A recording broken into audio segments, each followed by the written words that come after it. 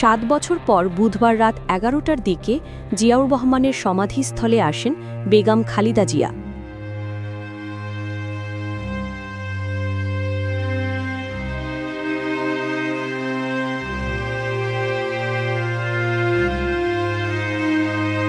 এই সংবাদ বিএনপি নেতাকর্মীদের মাঝে ছড়িয়ে পড়লে মুহূর্তেই কয়েক হাজার নেতাকর্মী উপস্থিত হয় সেখানে।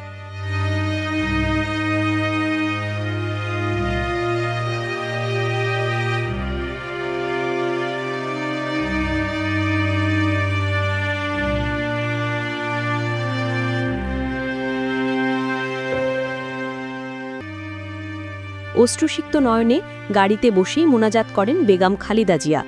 তখন সেখানে সৃষ্টি হয় আবেগ ঘন পরিস্থিতির। আমি আজকে দীর্ঘদিন ছাত্রদলের রাজনীতি করি, আমার নেত্রীরে আমি দেখি নাই। আমি এই আবেগ ইতি থেকে আমি আজকে এই জিয়া উদ্যান আসা। ম্যাডাম জিয়া যখন আপনার ওই হাজিরাগুলো দিত তখন আমরা দেখতাম, তাও অল্প সময়ের জন্য দেখতাম। কোটি কোটি মানুষ আছে যারা জীবনে কল্পনাও করে নাই যে বেগম জিয়ার গাড়িটা দেখবো। এইটা বেগম জিয়ার আজকের আশাতে প্রমাণ করলো নিশ্চিত গণতন্ত্রের বিজয় আছে। আনন্দিত এবং উৎফুল্লিত যে আসলে ম্যাডাম ধীরে ধীরে উনি ওনার স্বাভাবিক জীবনে ফিরতে শুরু করবেন এবং হয়তো আজকে এটা হলো ম্যাডামের প্রথম পদযাত্রা স্বাভাবিক জীবনের। আমাদের ভারপ্রাপ্ত চেয়ারম্যান জনাব তারেক রহমান সাহেব বলেছেন ম্যাডামের রাজনীতি কিভাবে উনি রাজনীতিতে অংশগ্রহণ করবেন। দলের চেয়ারম্যান স্বাভাবিকভাবেই উনি রাজনীতিতে আছেন, উনি রাজনীতি থেকে অবসর নিয়েছেন, ঘটনাটি তা নয়।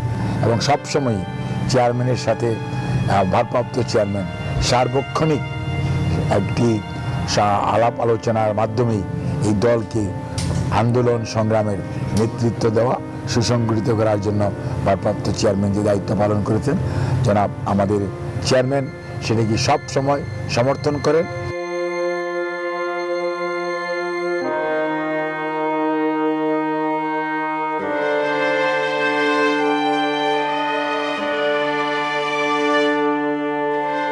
OBC টেলিভিশন নিউজ টাইম, সত্য প্রকাশে অঙ্গীকারবদ্ধ।